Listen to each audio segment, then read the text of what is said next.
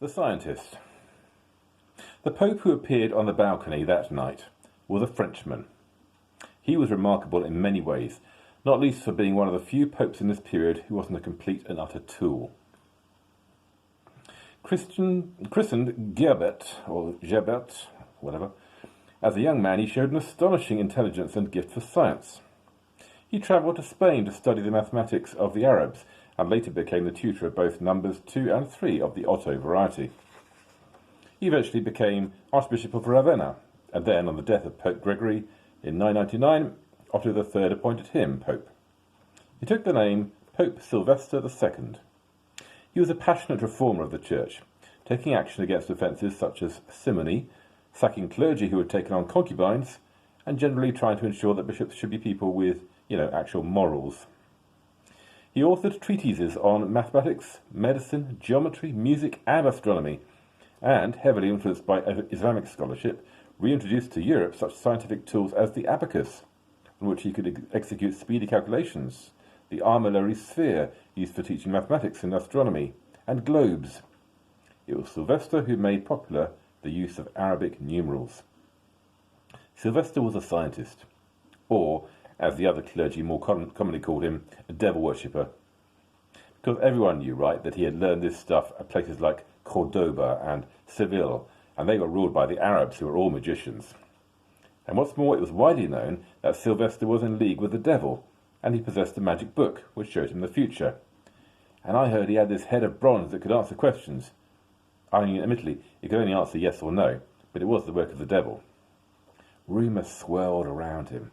He was forced to flee Rome and head to Ravenna, and when Otto III died of malaria in 1002, aged just 21, Sylvester was left without supporters.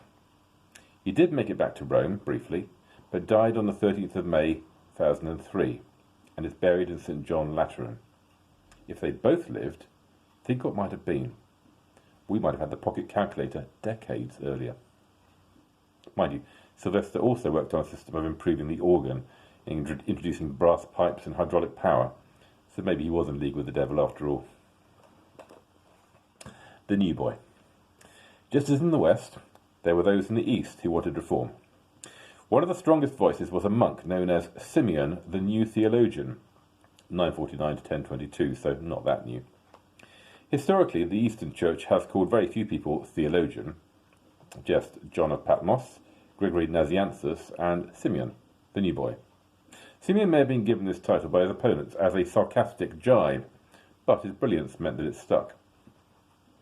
Simeon hated the dry, rhetorical arguments about words and names that passed for theology in Constantinople. He believed that people needed and could have a direct, personal experience of God, a deep, mystical encounter that would completely transform their character. He claimed that people could experience an intoxication of light and movements of fire. You can get tablets for that nowadays. For Simeon, then, you weren't a Christian because you happened to live in Byzantium, nor because you were baptized and went to church. Truly, among thousands and tens of thousands, you'll scarcely find one who is a Christian in word and deed, he said. You had to be born again, to be baptized in the Holy Spirit. Simeon was very new then. He was essentially a charismatic. Yes, there was the authority of the Scriptures and the Church Fathers, but it was only a direct experience of the Holy Spirit that gave monks the authority they needed to preach and absolve sins. They didn't need formal ordination for that. He wanted a reformation of the Byzantine monasteries, which had become wealthy and politicized. Being a monk should mean adopting a life of simplicity, asceticism, and prayer, and vegetables.